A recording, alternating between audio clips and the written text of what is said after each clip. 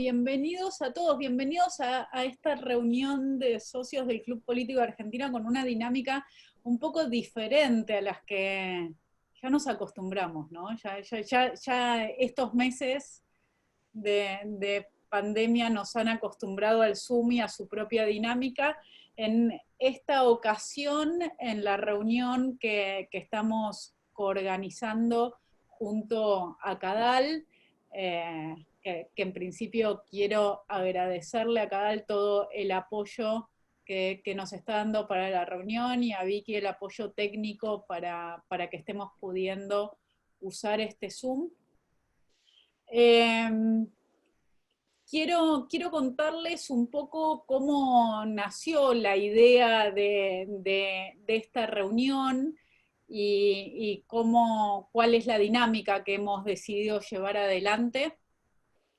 Nosotros pensamos esta reunión en la que, como ya todos ustedes saben, participarán Margarita López Maya, Bernardo Sorg y Juan Carlos Arenas, y esperamos que también se pueda sumar Manuel Cuesta Morúa. Pensamos en, justamente a partir de las posibilidades que tenemos de hacer nuestras reuniones del Club Político Argentino por medio del Zoom, salir una vez de todas las preocupaciones que tenemos sobre la política y sobre la economía y sobre la sociedad argentina, y pensar conjuntamente junto a prestigiosos especialistas académicos la situación en América Latina, salir un poco de nuestra provincia, de nuestra Argentina, y mirar la región y poder, gracias a eso, volver a poder pensar América Latina en su conjunto, en esta coyuntura tan particular por la cual estamos transitando todo el mundo y la región de forma particular, que tiene que ver con, por un lado, las acciones políticas que se llevan a cabo para gestionar el manejo de la pandemia del COVID-19, y después también algo que se ha observado en diferentes países latinoamericanos, que tiene que ver con una suerte de uso político de esta pandemia para llevar adelante acciones que no tan claramente, no tan fácilmente se explican a partir de la pandemia en sí. En este sentido, nosotros cuando planeamos esta reunión pensamos en poder conversar. La mayoría de nosotros somos argentinos y estamos en Argentina, y pensamos en poder conversar con personas que nos cuenten la realidad sobre 4 países que hemos pensado en 2 democracias y en 2 dictaduras. Esto ha sido una selección que nosotros quisimos hacer para poder pensar justamente todos juntos cómo se viven estas coyunturas en los diferentes regímenes políticos. Es por eso que vamos a tener hoy a Margarita López Maya. Margarita está ahora en Estados Unidos, es lo que nos estaba contando a medida que todos entraban, pero ella es venezolana y vive en Venezuela. Les voy a presentar a Margarita López Maya para quienes no la conocen. Ella es licenciada en Historia y doctora en Ciencias Sociales por la Universidad Central de Venezuela. Es profesora titular jubilada del Centro de Estudios del Desarrollo, del CENDES, de la Universidad Central de Venezuela. Ha dirigido la revista venezolana de Economía y Ciencias Sociales. Ha sido miembro del comité directivo de Claxo y presidenta de la sección de estudios venezolanistas del Latin American Studies Association, LASA. Actualmente es miembro del Centro de Estudios Políticos de la UCAP. Junto a Margarita conversaremos esta tarde con Bernardo Sorg. Bernardo Sorg es uruguayo y vive en Brasil, tiene formación en historia y en sociología en la Universidad de Haifa, y su PhD es en sociología por la Universidad de Manchester. Ha escrito numerosos libros sobre teoría social, sobre América Latina, sobre relaciones internacionales, sobre el impacto de nuevas tecnologías en nuestras vidas, sobre democracia, sobre judaísmo, y actualmente es director del Centro Edelstein de Investigaciones Sociales y de Plataforma Democrática.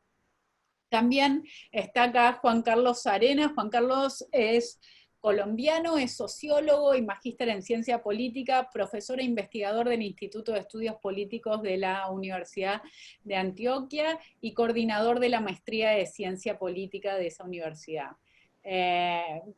Juan Carlos ha trabajado los temas de estudio que él ha abordado, se han centrado tanto en partidos políticos como en los sistemas políticos subnacionales en Colombia.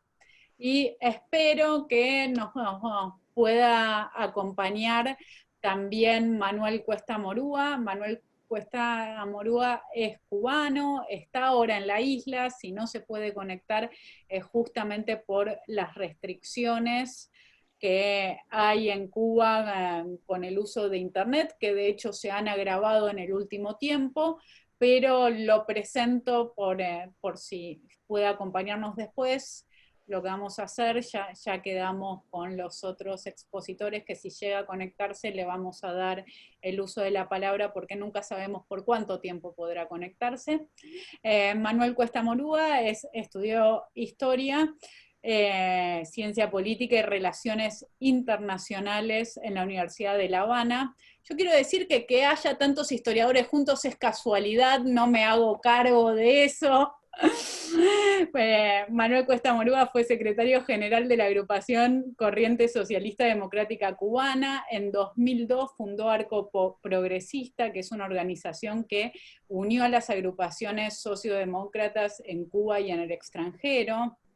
Una de las iniciativas que tal vez alguno de ustedes conoce de esta organización arcoprogresista es la plataforma Otro 18, que fue creada con la finalidad de promover los postulados y a los postulantes independientes en las elecciones de 2018, cuando Raúl Castro anunció su abandono del poder.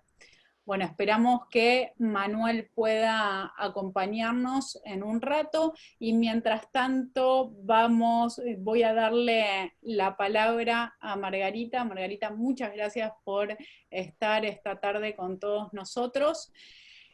Y les voy a pedir que en 10 minutos cada uno de ustedes vaya contándonos a partir de estas dos cuestiones, tanto la gestión política como, lo pongo bajo pregunta, el uso político de la pandemia en cada uno de los países, cómo es que ustedes ven la situación. Bueno, en primer lugar, muy buenas tardes o noches. Para mí, pues, un honor, y quiero agradecerle a Cadal y al Club Argentino, pues, la oportunidad de exponer en pocos minutos un poco la situación de Venezuela. Como tú bien has dicho, el caso de Venezuela es un caso de autoritarismo bastante extremo. Lo era antes, ¿verdad?, de que llegara la pandemia.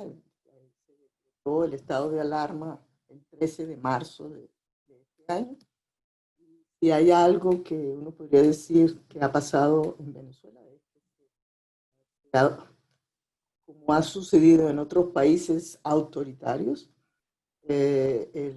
la dictadura pues ha aprovechado para avanzar aún más sobre su control. Está dando pues. Espera, Margarita, que no sé si me pasa solo a mí, perdón, que te pierdo por ciertos momentos que antes no me estaba pasando. Antes te escuchaba perfecto, pero ahora como que se me va el sonido y termino adivinándote, y para que todos te podamos escuchar bien. No sé si soy Bueno, yo fíjate, sola. yo lo tengo, no tengo aquí ninguna, lo puedo poner un poco más alto. Ahí está perfecto. Okay. Gracias, Margarita. Bueno, entonces decía eso, que el caso mío, en efecto, es el caso de un autoritarismo severo en América Latina, que comparte esa calificación con Cuba y con Nicaragua, y que, digamos, como esa situación de autoritarismo cada vez más severo se ha dado durante el gobierno de Nicolás Maduro, que es prácticamente es una dictadura franca y que gobierna por fuera del Estado de Derecho y que está sostenido fundamentalmente por cuerpos militares y policiales y paramilitares también. Bien, lo primero que tendré que decir es que Venezuela, a Venezuela llega el COVID en marzo, cuando se declara el estado de alarma por parte de Nicolás Maduro. Llega inmerso ya en una crisis humanitaria compleja. Venezuela ha sido declarada en crisis humanitaria compleja por Naciones Unidas desde el año 2016, queriendo decir por eso que es una crisis multidimensional que está afectando a todos los ámbitos, destruyendo todos los tejidos de la sociedad venezolana y que es de multicausal. Esa crisis humanitaria compleja tiene ya entonces, ya declarada, reconocida por las Naciones Unidas desde el 2016, tenemos 4 años en eso y sobre eso se monta una crisis nueva, que es la crisis del coronavirus. Entonces, dar los datos se me haría muy largo, pero digamos, siempre hay que decir algunas cosas. Nosotros entramos ya al tercer año de hiperinflación que ha destruido el ingreso salarial de los venezolanos. Yo siempre pongo el ejemplo mío, dada como esa hiperinflación no ha sido controlada, no hay capacidad de que los salarios en bolívares puedan tener capacidad de consumo, de que nosotros podamos gastar en consumo. Mi salario como profesor titular de la Universidad Central de Venezuela, hasta la semana pasada no llegaba a los $4. Maduro decretó un aumento salarial hace un par de días y ahora está en alrededor de los $7-8 al mes. El salario mínimo la semana pasada estaba en menos de $1 y ahora está pues como en $3. De manera que, de acuerdo con datos de pobreza de COVID, estamos hablando por ingreso que más del 90% de la población está en pobreza, más del 60% en seria, pues en pobreza extrema. Otro dato que quería dar, porque me parece también importante para captar la situación sobre la cual se monta la pandemia, es que el aparato productivo venezolano está destruido, prácticamente se ha reducido en más de un 70% de lo que era hace 4 años en virtud pues, de esta crisis económica, de esta hiperinflación. La cantidad de regulaciones en la inseguridad jurídica y todas estas cosas que han pasado en la emergencia humanitaria compleja implica pues, que en Venezuela no se está produciendo alimentos y eso es una de las explicaciones por las cuales la pérdida de peso que ha venido registrando en COVID, las encuestas nacionales de condiciones de vida desde hace 3 años, en un promedio el primer año de 11 kilos, el 60% de la población, y en los siguientes años 4 o 5 kilos. Quiero decir también que, ya entrando ya en materia, que desde el 2016 el gobierno no da cifras epidemiológicas oficiales. De manera que es muy difícil precisar, hay mucha incertidumbre sobre los números en Venezuela del coronavirus. En Venezuela también, y de una manera irregular, inconstitucional, ¿verdad?, se ha declarado desde el 2016 un estado de excepción y emergencia económica. Sobre ese estado de excepción y emergencia económica que se decretó Maduro el 13 de marzo de este año, decretó ahora un estado de alarma que se monta sobre el estado de excepción y emergencia económica que comenzó a decretar y que prolonga cada 6 meses en Venezuela desde el año 2016. Esto con el objeto pues, de cercenar, de restringir derechos y garantías fundamentales de los ciudadanos bajo el argumento de que estamos en una guerra pues, económica con el imperialismo y con todos los poderes malignos pues, del planeta que acechan a Venezuela. El estado de alarma avanzó más en esa restricción de los derechos porque otorgó también que bajo sospechas razonables podían los cuerpos policiales y militares en Venezuela entrar pues intervenir a los venezolanos que ellos consideraran que no estaban cumpliendo con las restricciones impuestas en el decreto por parte de la dictadura. eran el uso de mascarilla, la reducción de ciertas actividades, la prohibición de ciertas actividades y la cuarentena, ¿no? Bien, ese es el cuadro, el contexto general. Entonces, creo que es importante en los 10 meses, en los 10 minutos que tengo, hablar sobre cómo ha avanzado el control sobre la información. La información no es nueva en Venezuela, el control que ejerce, la hegemonía comunicacional que ejerce el gobierno de Maduro, pero sí desde el primer momento con el estado de alarma aumentó en una escala porque no hay posibilidad de tener información oficial, información que no sea la información oficial. El gobierno de Maduro da casi todos los días un número, se presenta en cadena, la vocería es solamente de dos personas del alto gobierno, del ministro del Poder Popular para la Información y la Comunicación y de su hermana, que es la vicepresidenta, Delcy Rodríguez y Jorge Rodríguez. Ellos junto con Maduro son los únicos que dan la información sobre el desenvolvimiento de las cifras en relación con la enfermedad, con el virus. Otra cosa muy importante también es que en los discursos oficiales, que son, como les digo, diarios, se hace toda una escenografía de profesionalismo, se muestran gráficas, se dice que Venezuela tiene un desempeño maravilloso con respecto a lo que está pasando en los países capitalistas, y se alaba mucho la cooperación que han tenido con Rusia, China y Cuba. Digamos pues que en términos de los ejes de la política del gobierno de Nicolás Maduro, yo diría que los ejes en primer lugar, tener un control sobre las cifras y aprovechar el estado, la pandemia para avanzar en una mayor militarización de las ciudades y de las carreteras del país. La presencia militar es avasallante pues en Venezuela. Ese es el sostén de la dictadura. En segundo lugar, ha recibido ciertamente la colaboración del gobierno chino, del gobierno ruso y del gobierno cubano. Han venido a Venezuela médicos cubanos. Los chinos han estado, son los que primeramente han mandado toneladas de insumos. No tenemos claro, porque la información no se da con respecto a cuáles son los insumos que llegan de China, pero sí se dan algunos datos, como por ejemplo pruebas. Al principio fueron muchas pruebas de despistaje rápido y en menor medida de pruebas de PCR. Está controlado los resultados en dos institutos, al principio en uno solo, el Instituto Nacional de Higiene, después se elevó a dos, el Instituto Venezolano de Investigaciones Científicas, y en las últimas semanas se han elevado a 5, pero están muy controlada la información por el gobierno. Como ustedes entenderán, en Venezuela las cifras de despistaje rápido son muy inseguras y las de despistaje PCR son muy pocas.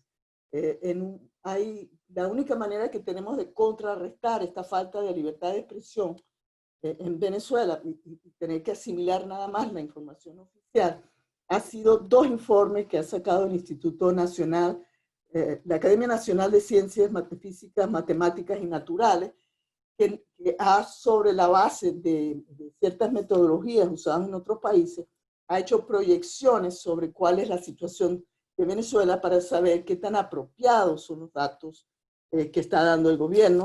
Y en el primer informe de mayo hablaron de un subregistro de la enfermedad en aproximadamente un 90%. En aquel momento el gobierno hablaba de 200, 300 casos diarios. La academia se pronunciaba por el doble de esa cantidad y proyectaba hacia los meses de septiembre, octubre, que estaríamos entre los 1.000 y los 4.000 casos diarios. En efecto, en septiembre el gobierno reconoció en algunos días que se aproximaba a esa cifra, pero un segundo informe de la academia sobre estas mismas metodologías volvía a hablar sobre el subregistro y calculaba que estaríamos entre los 1.000 y los 4.000 casos diarios. Las muertes, el subregistro es muy fuerte porque la última vez que abrí el dato Venezuela reconoce aproximadamente unas 900 muertes desde que empezó la enfermedad, pero en realidad nadie sabe cuáles son las cifras en Venezuela porque hay una ha habido una fuerte estigmatización de las personas que han contagiado, que vinieron contagiadas por el virus o que están en la comunidad contagiada por el virus. Hay mucho miedo por parte de la población de decir que tienen el virus para que no los lleven a unas cuarentenas en muy malas condiciones. O hay una gran desconfianza hacia los médicos cubanos que están en los hospitales, de manera que es muy difícil, en realidad, el saber el número de muertos. El gobierno reconoce unos 900, pero hay un dato que pudiera ser interesante, y es que Venezuela tiene uno de los números más altos de muertes del sector salud. Nosotros, de acuerdo con una ONG, los Médicos Unidos por Venezuela, ellos ya han contado que desde que comenzó el registro llevan 242 muertes del sector salud, de los cuales aproximadamente el 70% son médicos. Y esto es un número muy alto, porque eso significaría que el 20% de los muertos en Venezuela pertenecen al sector de salud. Entonces, creo que eso nos podría dar una idea de cómo se llama, del subregistro que tiene en Venezuela la enfermedad. Yo diría para terminar lo siguiente. Indudablemente Venezuela, antes de que llegara el coronavirus, era un país que estaba muy aislado de la región. Ya los vuelos se han reducido mucho en Venezuela, el turismo, pues no hay ningún atractivo para el turismo. En Venezuela no llegan aviones prácticamente, el Lufthansa se fue, Air France se fue, Avianca se fue, y eso tenía ya mucho tiempo, de manera que Venezuela era un país bastante aislado, y eso ha permitido que la entrada del virus haya sido, en mi opinión, lenta y no exhibe, aunque no sepamos con ciencia cierta los números, no exhibe algunos datos como se exhiben en otros países. El segundo elemento, creo yo, ha sido, como régimen autoritario que es, la cuarentena ha sido bastante importante. La gente no tiene, ya la gente sale indudablemente, pero la capacidad de movilidad en Venezuela es muy baja, no solamente por la militarización, sino porque dentro de la pandemia y de la crisis que tenemos una crisis de gasolina, y eso ha tenido una crisis del transporte público, de manera que la gente tampoco se puede movilizar, aparte que no se puede salir para las carreteras por los niveles de inseguridad. Entonces yo diría que en Venezuela la situación es muy incierta, en términos de datos no lo podríamos saber, en términos de lo que ha sido el gobierno, ha aprovechado la enfermedad para consolidarse su régimen autoritario, militarista en el poder, ha desmovilizado las protestas de las fuerzas opositoras. Las fuerzas opositoras han tratado de hacer algunas iniciativas desde la Asamblea Nacional, son pocas, podemos hablar de eso, creo que ya no debo tener el tiempo, y terminaría diciendo que la entrada de la ayuda humanitaria también ha sido muy difícil, pero que finalmente en mayo se logró un acuerdo entre la Asamblea Nacional y el gobierno para facilitar la entrada de la Organización Panamericana de la Salud. Ha estado entrando ayuda humanitaria a través de ONGs venezolanas, por ahí de bajo perfil ayudan los partidos de la oposición, porque el gobierno necesita controlar, ellos no pueden aparecer en ningún tipo de visibilizarse ayudando, porque el gobierno tiene una absoluta necesidad de controlar y de darse los créditos por cualquier cosa que suceda en Venezuela. Entonces, la ayuda humanitaria no entra la suficiente, pero en efecto está entrando. La buena noticia de este fin de semana es que la OPS va a traer 350,000 para hacer exámenes de antígenos en Venezuela, que es una variedad no tan segura como el PCR, pero bastante segura y que debería estar llegando en las próximas semanas, porque en Venezuela se hacen aproximadamente, de acuerdo con los informes oficiales de la Academia de Ciencias Físicas y Matemáticas y Naturales, unas 1.000 pruebas diarias, y haría falta por lo menos entre 8 y 10,000 pruebas diarias para tener certeza sobre los números que están manejando. Muchas gracias. Muchas gracias a vos, Margarita. Para todos los que están entrando, les cuento que, bueno, acabamos de escuchar a Margarita López Maya, ya se pudo conectar desde Cuba Manuel Cuesta Morúa. Bienvenido, Manuel, gracias por estar con nosotros, y también escucharemos a continuación a Bernardo Sorg y a Juan Carlos Arena. Los invito a todos los que vayan queriendo hacer preguntas y todo, después que vayan anotándose en el chat y les vamos a dar la palabra.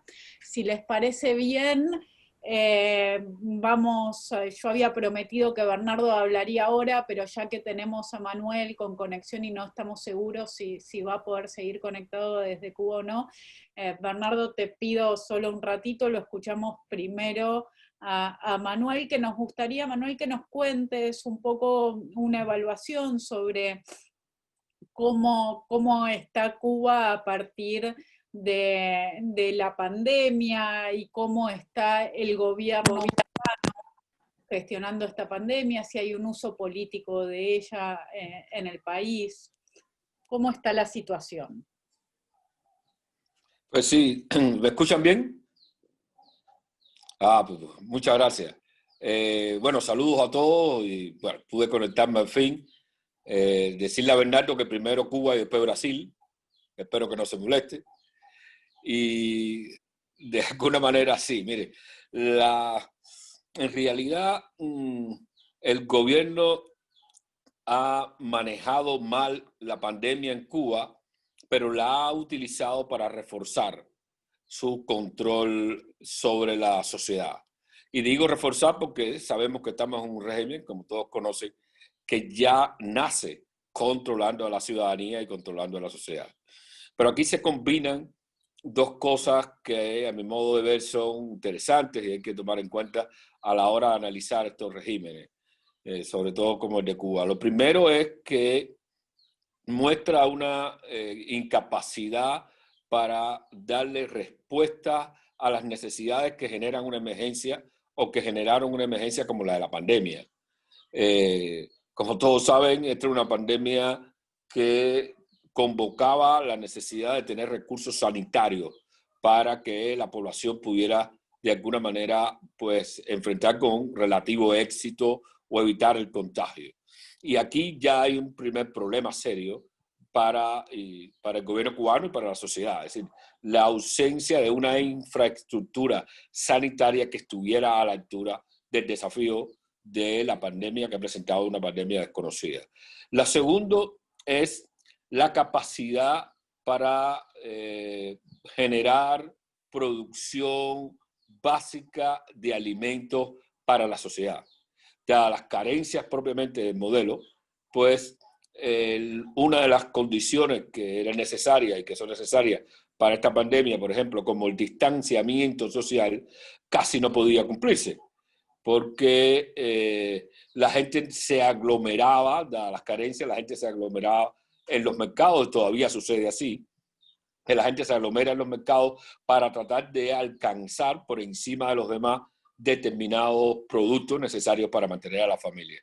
De modo que las condiciones económicas tampoco generaban la infraestructura necesaria para alimentar a la sociedad en tiempos de pandemia. Ligado a esto está la incapacidad productiva. Una cosa tiene que ver con la capacidad de generar reservas y la otra está con la capacidad productiva del país, que es muy débil, como conoce cualquier economista elementalmente, ¿no? La capacidad débil del régimen para producir alimentos para la sociedad. Y esto se agrava porque la pandemia rompe y elimina o debilita la comunicación, es decir, la importación de mercancías del exterior. Y esto vino a agravar la situación económica y también la situación sanitaria. De hecho, nos enteramos por la pandemia que el 100% de los productos de la canasta básica que consume la sociedad cubana son importados del exterior. Así que eso les puede dar una idea de la precariedad del país. Pero por el otro lado viene la atrofia del régimen.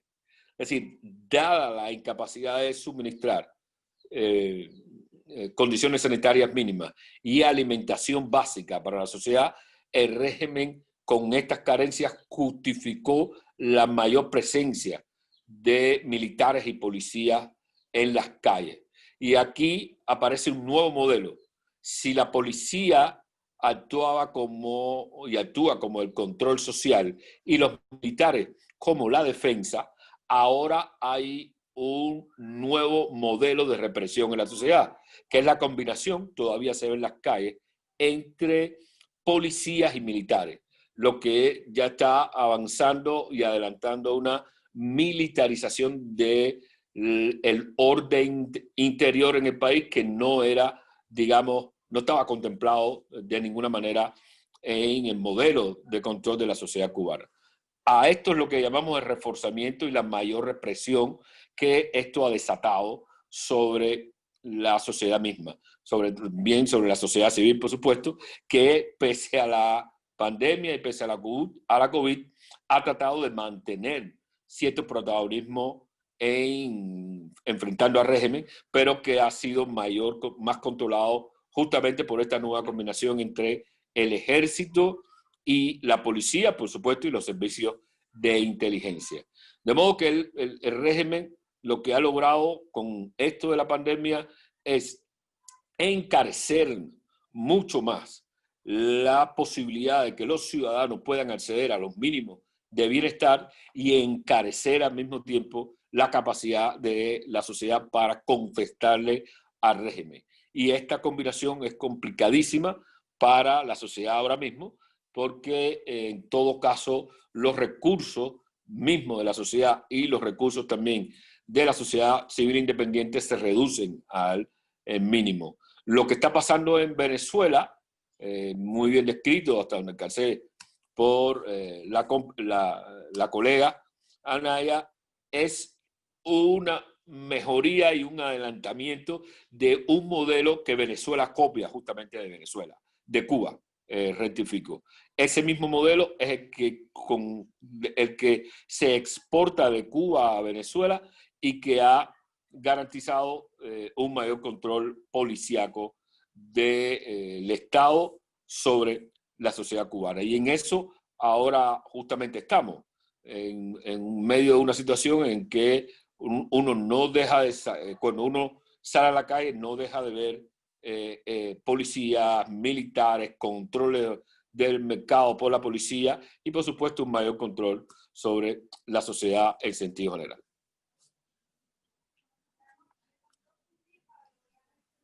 Muchísimas gracias, Manuel. Seguimos ahora con Bernardo. Bernardo, ahora sí, te habilitamos el micrófono. Ahí va. Muy bien. Bueno, Sabina, gracias a ti, a Cadal y al Club Político por la invitación y a todos los presentes virtuales, que es un placer enorme. Además, para mí siempre es un placer hablar español. Me fui hace más de 50 años del Uruguay y cada vez que tengo la oportunidad de hablar en español, mismo que virtualmente, es un placer. Yo estoy seguro que todos ustedes, los presentes, están bien informados sobre la situación general del Brasil, por lo tanto trataré de ceñirme a una línea de tiempo y los grandes puntos de lo que pasó, cómo transcurrieron estos 8 o 9 meses de pandemia en el Brasil, los problemas que fueron colocados y finalmente encerraré con algunas reflexiones muy generales sobre el tema pandemia, política, derechos humanos, ¿no? Comencemos por lo siguiente. El presidente Bolsonaro se caracterizó, por lo menos hasta hoy, a partir del año que viene, no sé si va a ser diferente, por razones obvias, a imitar a Trump, ¿no? Trump dice una cosa, seguramente la semana que viene, de alguna forma Bolsonaro y su grupo de diseminadores de fake news lo siguieron. Y no fue diferente con la pandemia. Bolsonaro casi desde el inicio también negó la importancia de la pandemia, le llamaba una gripecita, después pasó a promover los remedios que Trump promovía, especialmente la cloroquina, obviamente con las características de Bolsonaro, que obviamente no tiene las calidades de comunicador que tiene Trump, nos guste o no.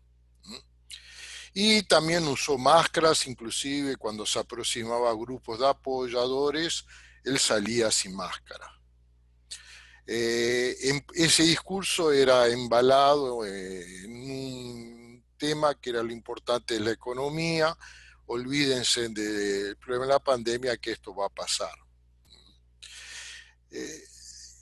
Esto le valió una confrontación con el que en aquel momento era el ministro de la Salud, un médico y también político, un excelente comunicador, que tenía una línea totalmente opuesta, ¿no? Enfatizaba la importancia de cuidarse, de usar máscara, no entró en la historia de la cloroquina y después, creo, de unos 3 meses terminó siendo destituido.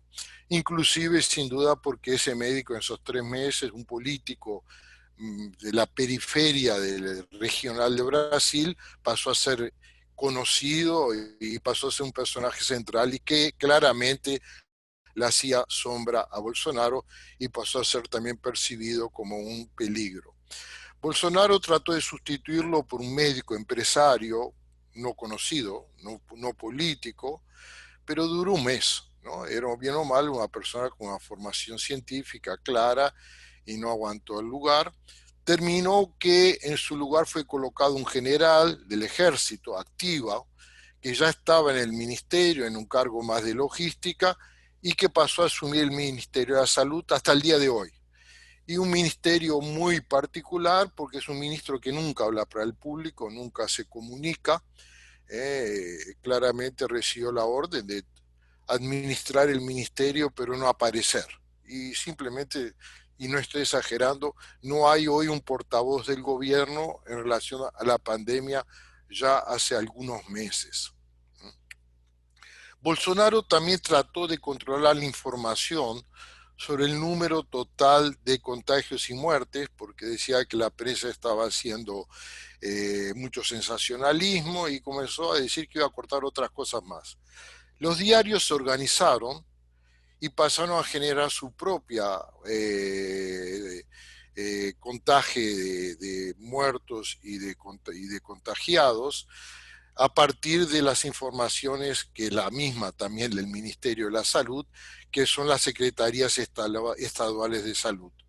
Entonces, a partir de esa relación con las secretarías estaduales, simplemente pasaron a comunicar diariamente el número de muertos y contagiados.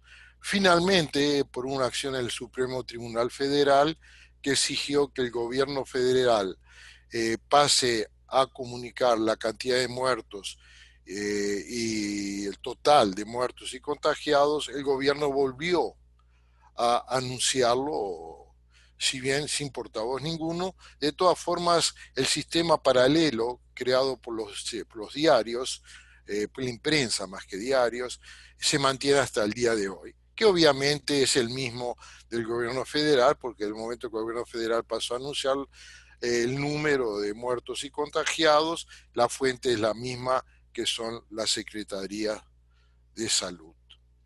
Al inicio de la pandemia, los bolsonaristas comenzaron a realizar manifestaciones de calle, atacando en particular el Supremo Tribunal Federal, pidiendo un golpe de Estado, con apoyo explícito de los hijos del presidente, y como ellos mismos hablan, somos una familia, refiriéndose a padre e hijos, pidiendo un AI-5, que en el Brasil equivale históricamente a un golpe de Estado. Y una campaña muy fuerte en las redes. Un momento muy difícil, porque el gobierno Bolsonaro, no voy a entrar en este momento en el tema, si les interesa profundizamos, es un gobierno fundamentalmente formado por cuadros militares, la mayoría de reserva, inclusive algunos de los activos, y la pregunta era si los militares iban a entrar en el juego del golpe o no, en un momento que la mayoría de la población estaba encerrada en sus casas, ¿no?, en cuarentena.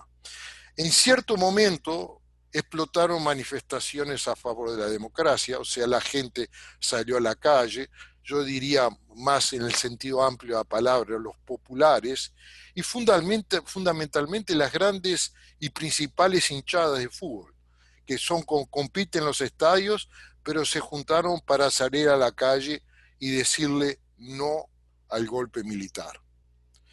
Y claramente no solo por eso, si bien eso influenció, los militares de la activa decidieron alejarse del golpismo propuesto por Bolsonaro.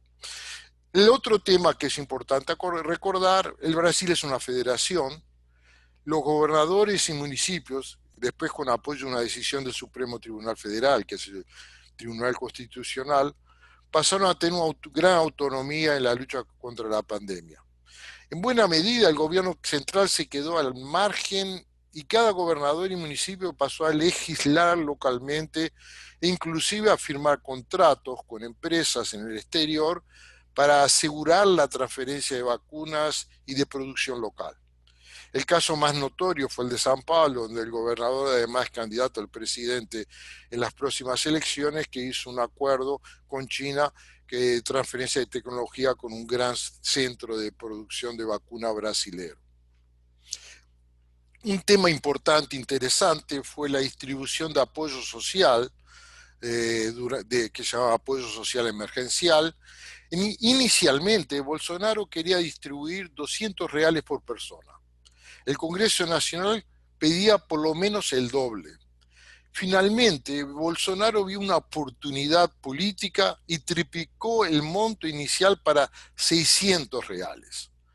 La consecuencia fue que Bolsonaro, que ya había perdido buena parte de apoyo de sectores de clase media con su discurso anticientífico y negacionista, compensó esa pérdida de apoyo con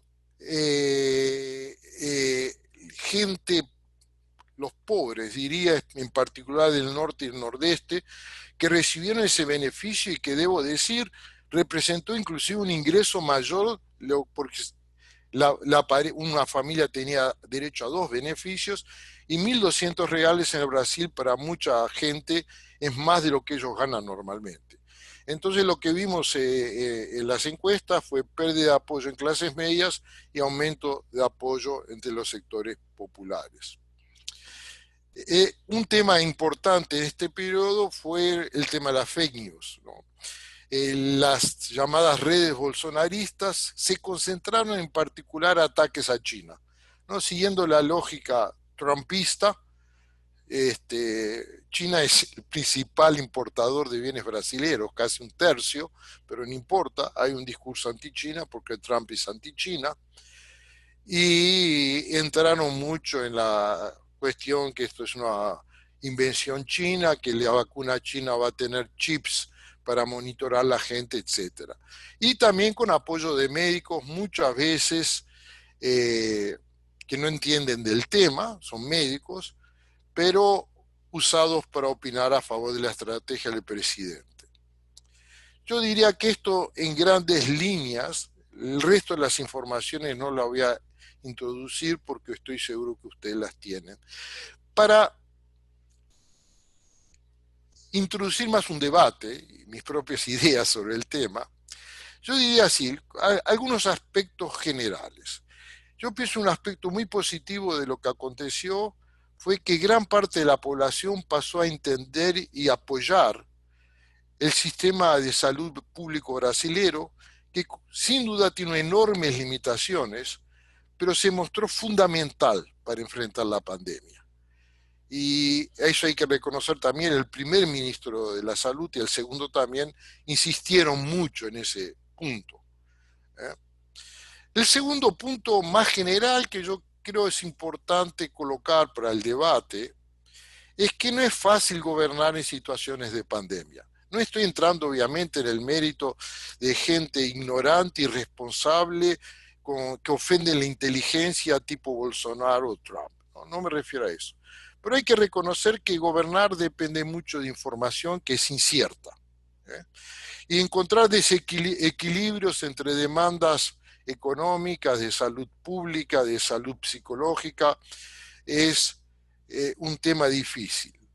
Y no creo que se puede tratar en forma ligera En general, no importa el gobierno, en la mayoría de los países, en la mayoría de los casos, los gobiernos están sufriendo, no solo por decisiones erradas, que obviamente las hay, pero también de la dificultad de administrar este tipo de situación.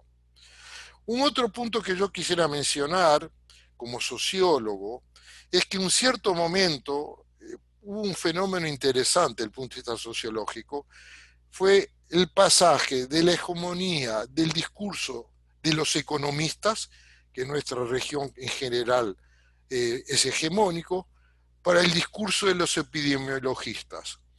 O sea, si antes el economista bajaba sus líneas en nombre de la ciencia proponiendo tal o cual medida, de repente vimos que los epidemiologistas ocuparon un papel necesario, pero yo diría que descabido. Recuerdo el caso de la Francia recientemente, tres meses atrás, cuando le preguntaron al ministro de Educación por qué estaba abriendo las escuelas, si bien los epidemiologistas decían que es muy temprano. Y el ministro de Francia, que es además un gran, es profesor de la Sorbonne, en el caso, es un gran jurista, es una persona que fue director del Instituto de América Latina, una persona muy querida inclusive en América Latina, dio una declaración que me pareció brillante. Dice, el hombre público debe llevar en consideración la ciencia, pero la cantidad de factores no son únicamente dictados por una única ciencia. El punto central es que nuestro objetivo central es maximizar el bienestar del ciudadano. Entonces, es importante cuando tratemos, espero en el debate, el tema de lo que se hace en casos de pandemia. Y finalmente, solo para mencionar que esto me lleva a un tema más amplio, que democracia, inclusive la más próxima a los ideales, nunca es ideal, ¿no? O uno se aproxima a su distancia de ella, en situaciones de crisis coloca dilemas que son reales y que no pueden ser resueltos puramente en términos de narrativas o discursivos. Hay opciones a ser hechas, opciones algunas más correctas que las otras, pero que exigen un debate frente al cual uno no puede encontrar una única solución o simplemente caer en la denuncia. Paro por aquí y espero mucho los comentarios de todos los presentes. Muchísimas gracias, Bernardo. Y ahora vamos a escuchar a Juan Carlos para que nos cuente qué está pasando en Colombia. Bueno, primero un saludo y un agradecimiento a Cadal y al Club Político Argentino por esta invitación. Un saludo a la profesora Margarita López Maya y a los profesores Bernardo Sogr y Manuel Cuesta Murúa. Me siento muy honrado de participar en este panel con ellos. Bueno, yo quisiera compartir una pequeña presentación para unos datos muy sencillos que nos permiten conversar, sobre todo, y dar mi punto de vista también muy corto sobre el tema colombiano. Listo. Bueno, entonces pues lo primero que tengo que decir, obviamente con el ánimo de comparar también el caso colombiano con los otros casos sobre los que estamos conversando, es que en general aquí la situación que sobrevino con la pandemia implicó necesariamente una serie de restricciones tanto en la movilidad como en la economía, como en el nivel de producción económica, que ha implicado según cálculos del Fondo Monetario Internacional,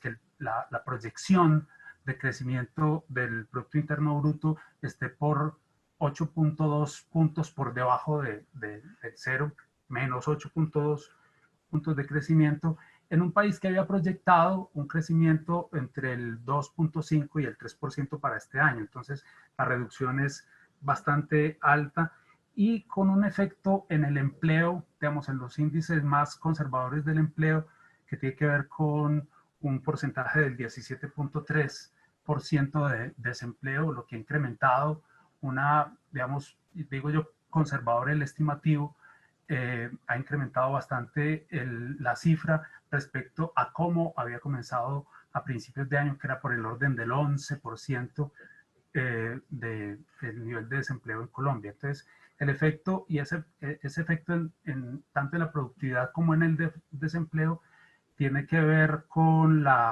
tiene unas consecuencias grandes en la capacidad de recaudo, en la capacidad que tiene la propia economía y el propio Estado para producir los recursos necesarios que le permitan afrontar incluso las demandas de dinero y de recursos frescos que implica afrontar el problema sanitario que tenemos actualmente. La pregunta que nos hacíamos, pues, o que nos formularon para esta conversación tenía que ver con si hubo un uso político de la pandemia, ¿no?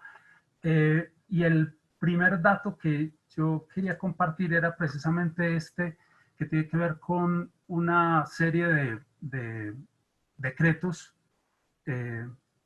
formulados a partir de la declaratoria de estado de excepción social, es decir, una suspensión de algunas de las restricciones constitucionales que tiene el presidente y el Ejecutivo, y una serie digamos, o la estrategia más bien de gobernar por decreto, que a partir de estos datos mostraba un poco la Universidad Javeriana que no todos los decretos tenían que ver directamente con el enfrentamiento de la pandemia, sino que había unos que se habían colado un poco por la vía de la posibilidad que tenía el propio Estado y el propio gobierno nacional, el Ejecutivo Nacional, de, aprovechando esta condición, hacer decretos adicionales que tenían que ver con restricción en el trabajo, con restricción de algunas libertades, con la posibilidad de manejar algunos recursos económicos o reasignar algunos recursos económicos de unas áreas a otras, etcétera, etcétera, sin tener que pasar por el control tanto por el control político del Congreso como por los controles un poco más rigurosos de los órganos digamos, la Procuraduría, la Contraloría, etcétera, todos aquellos órganos que vigilan la actuación del Estado. Entonces ahí hay digamos, como una primera dimensión que me parece interesante llamar la atención sobre cómo en los sistemas democráticos, sin embargo, la pandemia también puso dio un pie de entrada para que muchas de las decisiones tuvieran mucho menos control que en un sistema funcionando plenamente. El otro asunto con respecto a eso mismo tenía que ver con el hecho de que el propio gobierno nacional, en un decreto digamos, al amparo de esta situación, determinó o indicó cuáles eran las condiciones para que se reunieran los otros poderes públicos a través de plataformas digitales, ¿no? Es decir, definió o trató de determinar cuáles eran las posibilidades para que se reuniera el Congreso, la Cámara de Representantes y el Senado de la República, así como las Cortes, para hacer sus sesiones, ¿no? Esa es una parte de un decreto que la Corte Constitucional declaró inexequible, o sea, lo tumbó, pero mantuvo un tiempo suspendidas las actividades del Congreso, y una parte importante de los senadores que integran la bancada de la oposición denunciaron permanentemente ese tipo de interferencia del gobierno nacional en las actividades de control político que tenían que hacer los congresistas de las decisiones tomadas por decreto por parte del gobierno nacional. Entonces ahí hay digamos, como una primera dimensión de esos, digamos, de la manera en que el gobierno nacional sobrepasó y utilizó, en cierto sentido, las condiciones generadas por la pandemia para reducir críticas del sector de la oposición y aumentar sus posibilidades y sus márgenes de maniobra. La expresión adicional de este uso político de la pandemia está asociada con la creación de un programa de televisión digamos, el presidente Duque siempre desde el principio de su gobierno ha tenido unos niveles muy bajos de popularidad. Digamos, es curiosamente apalancado por un tipo como Álvaro Uribe, que mantuvo unos niveles bastante asombrosos de popularidad durante su gobierno, incluso después. El caso de Duque siempre ha sido de un déficit de popularidad bastante grande, y digamos, la pandemia le dio la posibilidad como de crear unas condiciones de visibilidad mayores, creando un programa que se emite todos los días, o de lunes a viernes mejor, por cadena nacional a las 6 de la tarde, y que además replican los canales privados concedidos que también tienen cobertura nacional, Caracol y RCN, y con los cuales se construyen ciertas noticias. Es un programa que se llama Prevención y Acción, en el que el presidente hace de presentador y invita a algunos de sus ministros, algunos representantes de los gobiernos locales o departamentales, y en algunos casos algunos científicos, para que comenten los resultados de la estrategia gubernamental para enfrentar la pandemia. Pero ha recibido muchas críticas, tanto porque en Colombia existe una regla en la que se establece que frente a los pronunciamientos públicos del presidente, la oposición tiene derecho a hacer uso de la réplica. Y en este modelo lo que se hizo fue suspender totalmente esas posibilidades de la oposición. Y finalmente dándole mucha visibilidad al presidente, aunque eso no se ha visto reflejado totalmente en que se disparen sus niveles de popularidad, y dejando silenciado tanto la oposición, tanto en el Congreso como en la posibilidad que tienen de usar medios de comunicación para controvertir las decisiones, la información y la orientación política que el gobierno le ha dado al manejo de la pandemia. Pero yo quisiera insistir en que eso, obviamente, el uso político de esta situación no es una cosa excepcional, es una cosa que incluso se esperaría que los gobiernos hicieran uso de esa oportunidad para visibilizar sus acciones, etcétera, etcétera, y que lo hacen en los distintos niveles, porque eso es como el otro, digamos, el otro nivel de competencia, es la pelea por la visibilización que tienen los gobiernos nacionales y sus políticas, así como los gobiernos de las grandes ciudades, en el caso nuestro Medellín, en el caso nuestro Bogotá, en el caso nuestro Cali, Barranquilla, etcétera, que son gobiernos que se estructuraron con una base política distinta a la del gobierno nacional, y que también han utilizado la plataforma mediática que les ha ofrecido este control más o menos total de la movilidad de los ciudadanos, de algunas líneas de la economía, etcétera, etcétera, para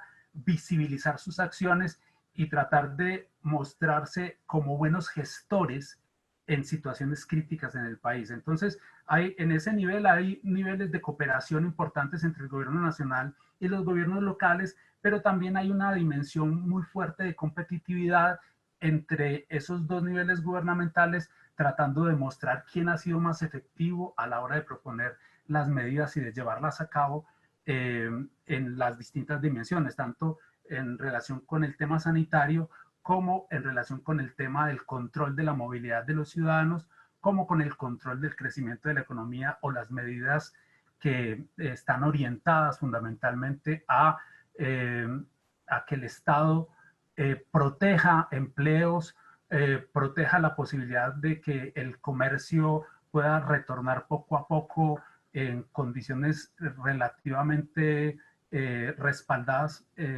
para volver a una nueva normalidad, etcétera, ¿no? Pero yo quisiera, digamos, este es un cuadrito que habla un poco de dónde han estado los gastos, pues concentrados básicamente en el tema de salud, en subsidios a la nómina, que es básicamente lo que el Estado ha hecho fundamentalmente, de redefinir un poco el tema de el apoyo a los empresarios, tratando de identificar con qué recursos puede hacer que los empresarios puedan pagar primas, salarios, pues porcentajes de salario a gente que ha tenido que suspender temporalmente, etcétera, etcétera. y un rediseño del modelo de ingreso solidario que también ha implicado extender el programa de Familias en Acción, ampliar un poco la cobertura, incluyendo población vulnerable, ancianos y en algunos casos un mayor rubro para el cubrimiento de temas de alimentos para menores de 6 años, ¿no? La otra dimensión del problema, y con esto acabo, es que sin embargo en el país tal vez el problema más, digamos, más importante no tiene que ver solamente con el tema sanitario y lo que ha generado la pandemia, sino con esas otras cosas en las que hemos vuelto a la normalidad con cierto dramatismo. Me refiero un poco a la violencia política contra líderes sociales, al asesinato sistemático de firmantes de la paz y a los conflictos generados a largo, digamos, ya de largo plazo alrededor de los temas económicos del uso de recursos naturales. Yo aquí simplemente de manera muy rápida muestro en el mapa, en nuestro mapa, las masacres ocurridas durante el 2020, ¿no?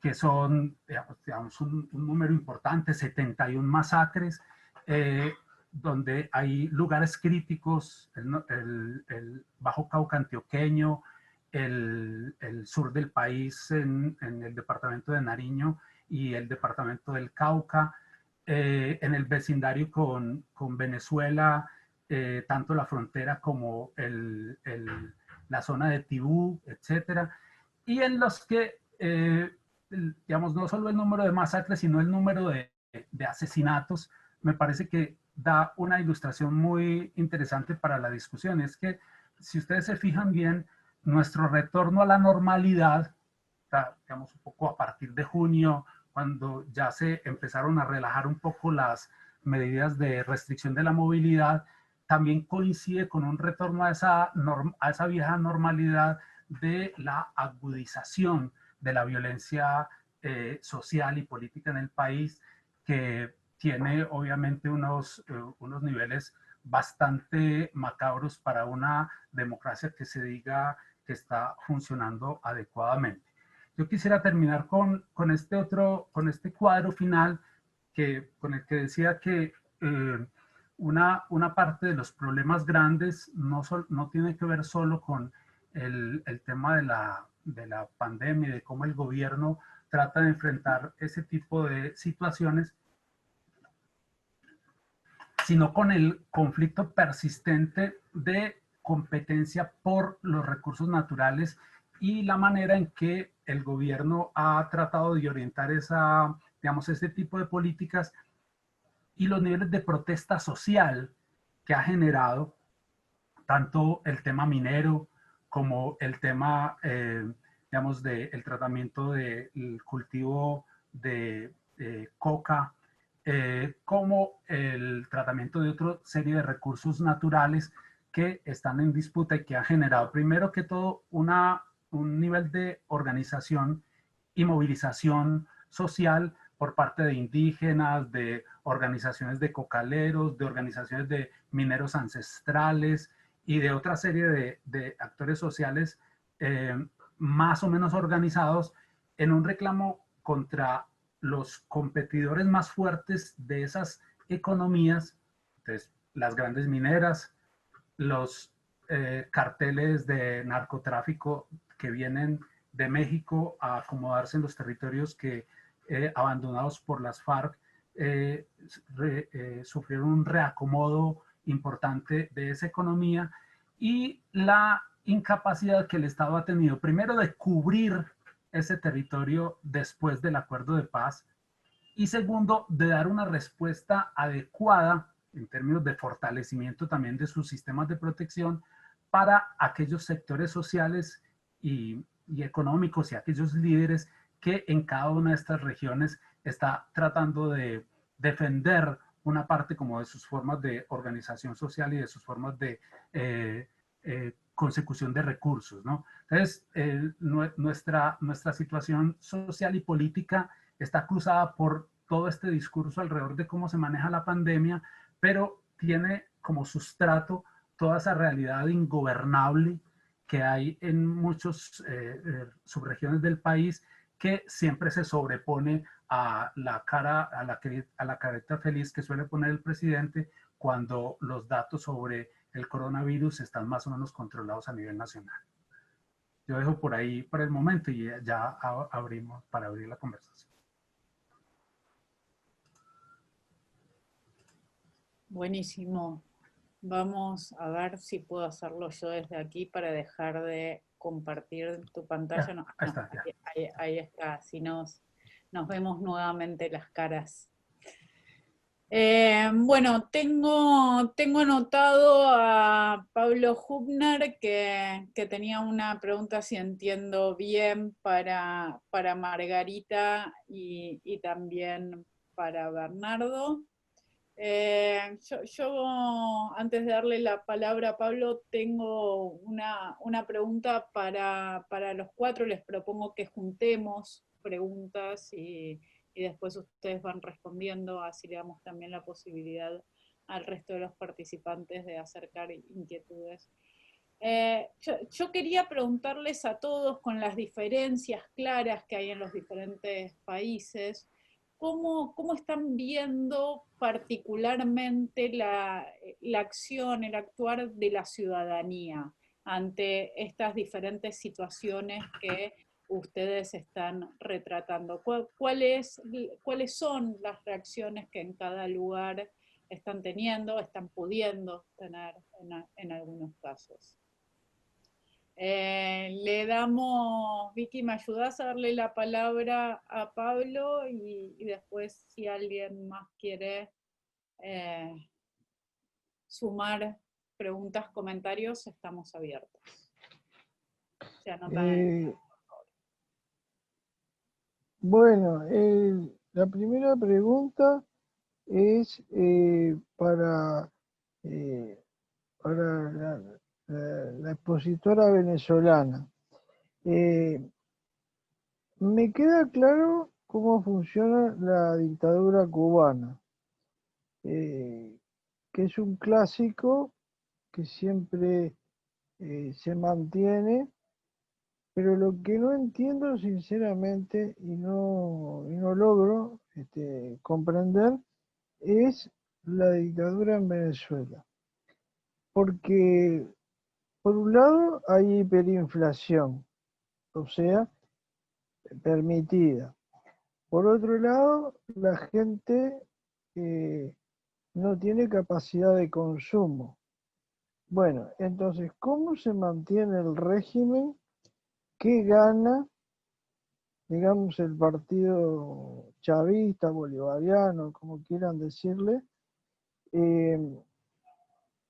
Y, es decir, ¿cómo se enriquece Maduro y el ejército y ese partido?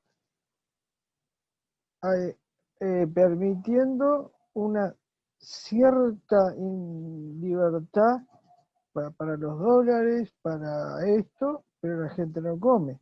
Y por otro lado, una Asamblea Nacional controlada por la oposición. Entonces, si usted gana $7 y los demás ganan 1, yo no entiendo. Es decir, ¿de dónde viene? ¿Por qué no se va Maduro y su equipo a otro país con todo lo robado? Esa es la pregunta. Bien, gracias, Pablo.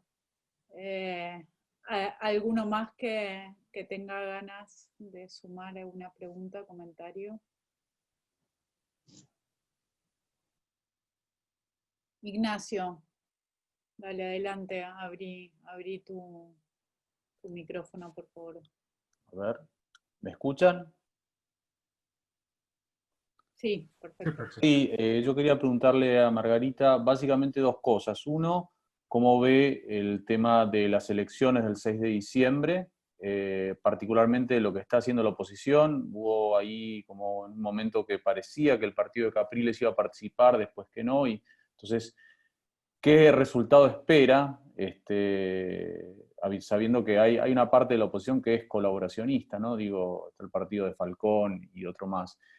Y tal vez más relevante, porque creo que el resultado es medio previsible, ¿qué perspectivas ve como para una eventual transición democrática en Venezuela? Si cree que es un escenario factible en el corto plazo, digamos, de acá a un año y medio, o si es básicamente algo muy poco probable. Buenísimo, gracias Ignacio. Carlos, lo tenemos a Carlos Kramer que pide la palabra.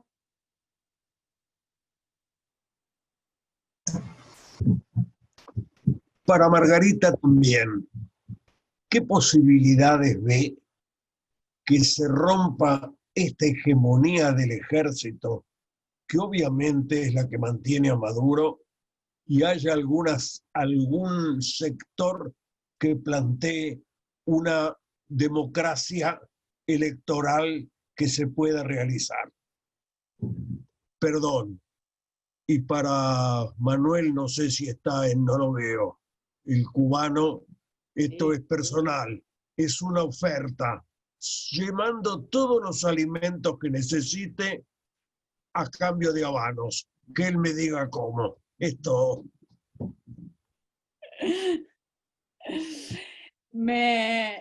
Si está por ahí, Felipe, podés habilitar tu micrófono y hacer las preguntas, o si no, yo las puedo leer, pero si tenés la posibilidad de hacerlas vos, te pasamos. Bueno, muchas gracias por la invitación para presenciar estas exposiciones. Realmente es muy interesante tener una visión diferente de los cuatro países.